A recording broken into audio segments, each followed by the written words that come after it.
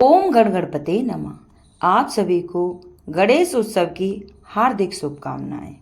आज आपने जानेंगे कि गणेश चतुर्थी कब मनाई जाएगी और गणेश चतुर्थी की संपूर्ण कथा।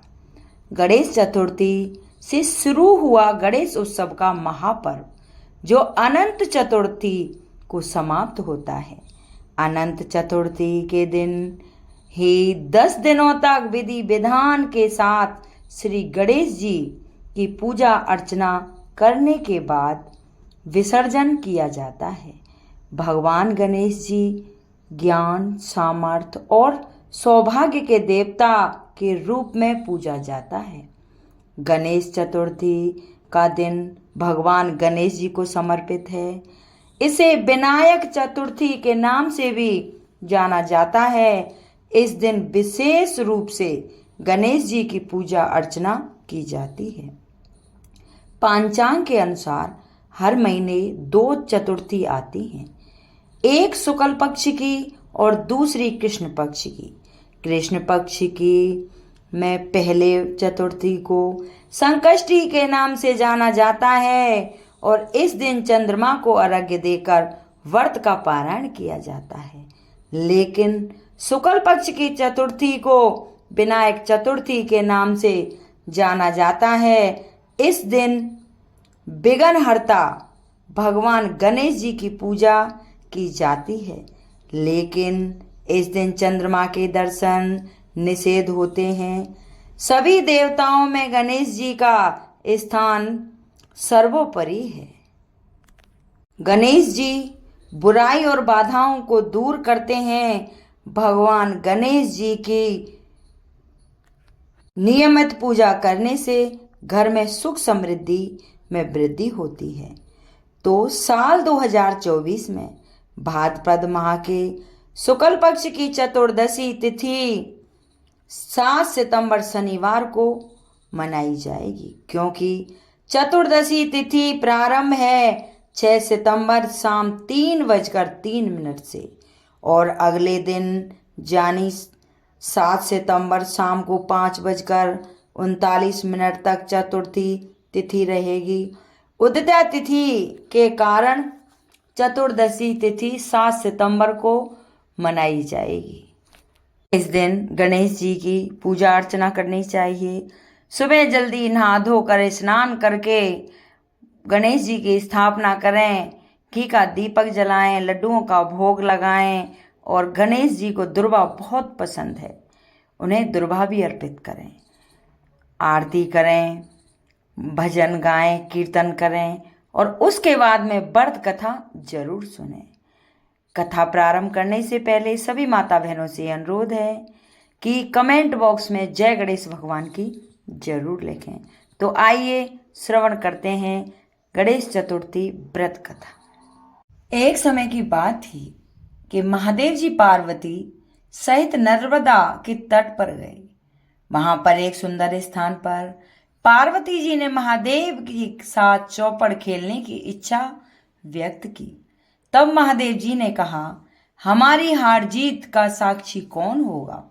पार्वती ने तत्काल वहां की घास के तिनके बटोर कर एक पुतला बनाया और उसमें प्राण प्रतिष्ठा करके उससे कहा, बेटा, हम चौपड़ खेलना चाहते हैं, किंतु यहाँ हार जीत का साक्षी कोई नहीं है, अतः खेल के अंत में तुम हमारी हार जीत के साक्षी होकर बताना कि हम में से कौन जीता और कौन हारा।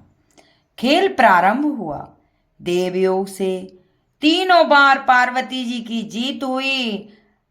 जब अंत में बालक से हार जीत का निर्णय कराया गया तो उसने महादेव जी को विजयी बताया। परिणाम में पार्वती जी ने क्रोध होकर उसे एक पांव से लंगड़ा होने और वहां की कीचड़ में पड़े रहकर दुख भोगने का श्राप दे दिया। बालक ने विनम्रता पूर्वक कहा, मां, मुझसे अज्ञानवश ऐसा हो गया है, मैंने किसी कुटिलता या द्वेष के कारण ऐसा नहीं किया, मुझे क्षमा करें तथा साप से मुक्ति का कोई उपाय बतलाएं। तब ममता रूपी मां को उस पर दया आई और वे बोली, यहाँ नाग कन्याएं गणेश पूजन करने आएंगी। उनके उपदेश से तुम गणेश व्रत करके मुझे प्राप्त करोगे। इतना कहकर वे कैलाश पर्वत पर चले गए। 1 वर्ष बाद वहां नाग कन्याएं गणेश पूजन के लिए आई। नाग कन्याओं ने गणेश व्रत करके उस बालक को भी वहां देखा। वह बालक बोला, उसने पूछा, ये क्या कर रही हो? मुझे भी इस व्रत की विधि बताओ। तो उस बालक को भी नाग कन्याओं ने बालक को व्रत की विधि बताई। बालक ने 21 दिन तक गणेश जी का व्रत किया तथा गणेश जी ने उसे दर्शन देकर कहा, मैं तुम्हारे व्रत से प्रसन्न हूं, तुम मनवांछित वर मांगो। बालक बोला, भगवान मेरे पांव में इतनी शक्ति दे दो कि मैं कैलाश पर्वत पर अपने माता पिता के पास पहुंच सकूं और वे मुझे पर प्रसन्न हो जाएं। गणेश जी तथास्तु कहकर वहां से अंतर्ध्यान हो गए। बालक भगवान शिव के चरणों में पहुंच गया। शिव जी ने उससे वहां तक पहुंचने के साधन के बारे में पूछा। तब बालक ने सारी कथा शिव जी को सुना दी। उधर उसी दिन से अब प्रसन्न होकर पार्वती जी शिव जी से भी विमुख हो गई थी। तदुपरांत भगवान शंकर ने भी बालक की तरह 21 दिन पर्यंत श्री गणेश का व्रत किया, जिसके प्रभाव से पार्वती के मन में स्वयं महादेव जी से मिलने की इच्छा जागृत हुई। वे शीघ्र ही कैलाश पर्वत पर पहुंच गईं और वहां पहुंचकर पार्वती जी ने शिव जी से पूछा, भगवान आपने ऐसा कौन सा उपाय किया जिसके फलस्वरूप मैं आपके पास भागी भागी आ गई? शिव जी ने गणेश व्रत का इतिहास उनसे कह दिया। तब पार्वती जी ने अपने पुत्र कार्तिकेय से मिलने की इच्छा से 21 दिन पर्यंत 21 की संख्या में दुर्वा पुष्प लड्डुओं से गणेश जी का पूजन किया। 21वें दिन कार्तिकेय जी स्वयं ही पार्वती से मिलने पहुंच गए।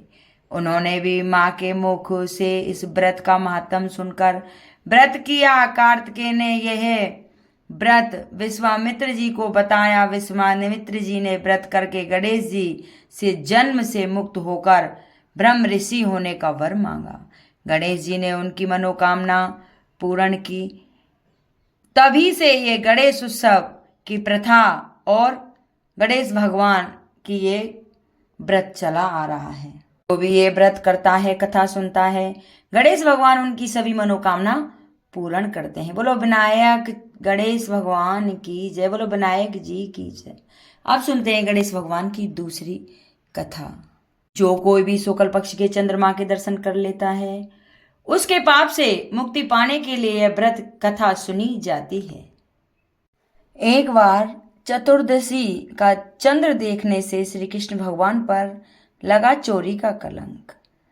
उन्हें मणि की चोरी में और दोष लगा था। बाद पर माह की चतुर्दशी शुरू होने से खत्म होने तक चंद्रमा का दर्शन नहीं करना चाहिए।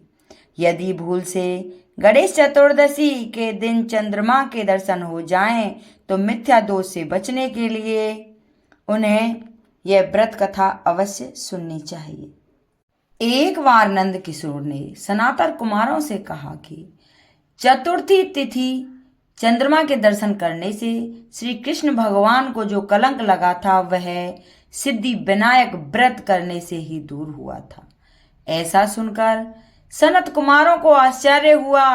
उन्होंने पूर्ण ब्रह्म श्री कृष्ण को कलंक लगाने की कथा पूछी तो नंद किशोर ने बताया, एक बार जरासंध के भय से श्री कृष्ण समुद्र के मध्य नगरी बसाकर रहने लगे। इसी नगरी का नाम आजकल द्वारकापुरी है। द्वारकापुरी में निवास करने वाले सत्राजित यादव ने सूर्य नारायण की आराधना की। तब भगवान सूर्य ने उसे नित्य 8 बार सोना देने वाली समयंतक नामक मणि अपने गले से उतार कर दी थी। मणि पाकर सत्राजित यादव जब समाज में गया तो श्री कृष्ण ने उस मणि को प्राप्त करने की इच्छा व्यक्त की। सत्राजित ने वह मणि श्री कृष्ण को न देकर अपने भाई प्रसेनजित को दे दी।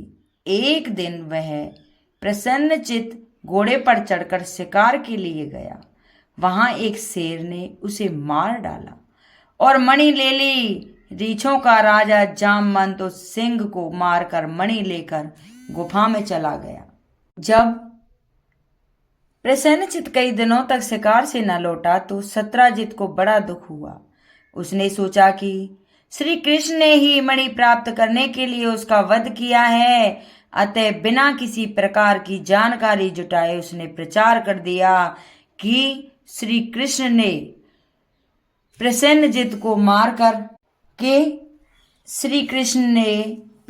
को मारकर समयंतक मणि छीन ली है।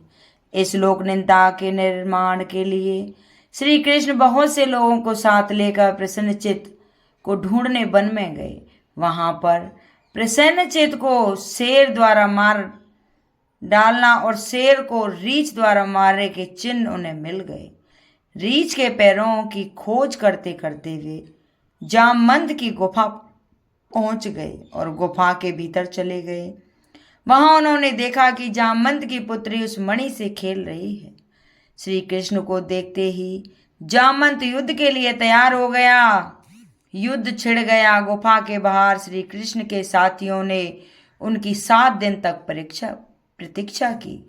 फिर वे लोग उनके वध को जानकर पश्चाताप करते हुए द्वारकापुरी लौट गए। इधर 21 दिन तक लगातार युद्ध करने पर भी जामवंत श्री कृष्ण को पराजित ना कर सका। तब उन्होंने सोचा, कहीं यह वही अवतार तो नहीं जिसके लिए मुझे रामचंद्र जी का वरदान मिला था।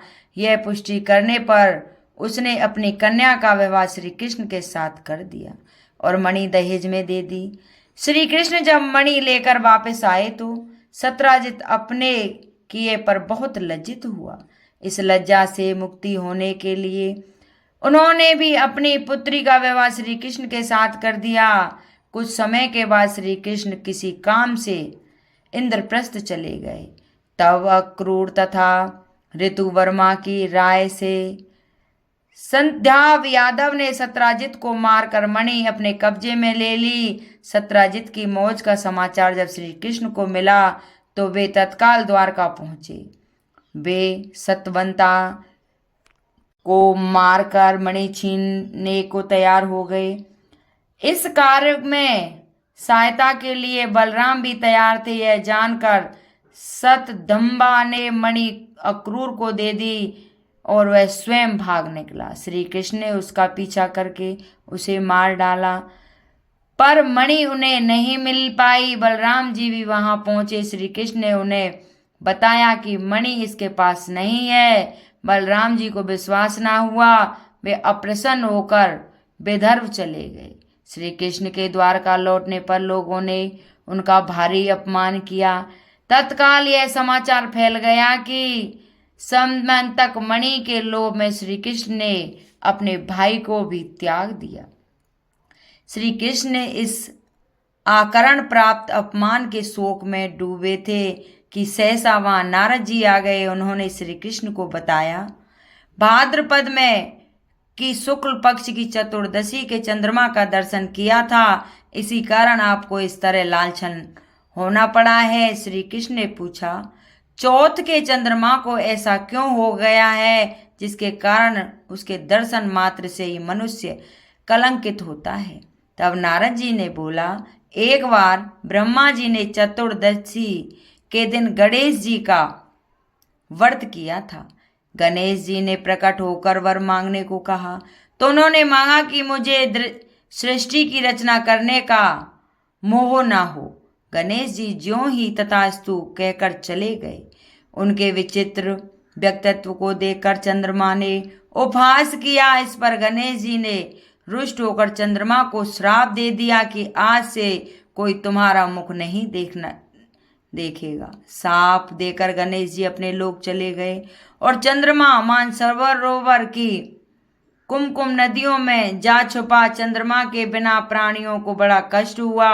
उनके कष्ट को देखकर ब्रह्मा जी की आज्ञा से सारे देवता उनके व्रत से प्रसन्न होकर गणेश जी ने वरदान दिया कि जब चंद्रमा साप से मुक्त तो हो जाएगा, पर भाद्रपद शुक्ल पक्ष की चतुर्दशी तिथि को चंद्रमा के दर्शन करेगा उसे चोरी आदि का झूठा लालचन जरूर लगेगा, किंतु जो मनुष्य प्रत्येक द्वितीया को दर्शन करेगा वह इस लालचन से बच जाएगा। इस चतुर्थी को सिद्ध विनायक व्रत करने से सारे दोष छूट जाते हैं।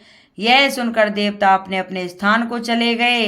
इस प्रकार भाद्रपद के शुक्ल पक्ष के चंद्रमा को दर्शन करने से आपको यह कलंक लगा है। तब श्री कृष्ण भगवान ने कलंक से मुक्ति होने के लिए यह व्रत किया। कुरुक्षेत्र के युद्ध में युधिष्ठिर ने भगवान श्री कृष्ण से पूछा, भगवान, मनुष्यों की मनोकामना सिद्धि का कौन सा उपाय है? किस प्रकार मनुष्य धन, पौत्र, सौभाग्य तथा विजय प्राप्त कर सकता है? यह सुनकर श्री कृष्ण भगवान ने उत्तर दिया, यदि तुम पार्वती पुत्र श्री गणेश का विधि पूर्वक पूजन करोगे तो निश्चय ही तुम सब कुछ प्राप्त कर पाओगे। तब श्री कृष्ण की आज्ञा से श्री युधिष्ठिर जी ने गणेश जी चतुर्थी का व्रत करके महाभारत का युद्ध भी जीता था। यह सिद्धि विनायक चतुर्थी की कथा थी। जो भी इस कथा को सुनता है वह हर कष्ट से दूर हो जाता है और गणेश भगवान उन पर अपनी कृपा दृष्टि बनाते हैं। जो भी है मेरी कथा सुने, पढ़े, शेयर करे। हे गणेश भगवान, उनकी सभी मनोकामना पूर्ण करना। अगर ये मेरी कथा किसी को अच्छी लगी हो तो इसे लाइक करें, शेयर करें, सब्सक्राइब करें और कमेंट बॉक्स में जय गणेश भगवान की जरूर लिखें। और गणेश भगवान की जय।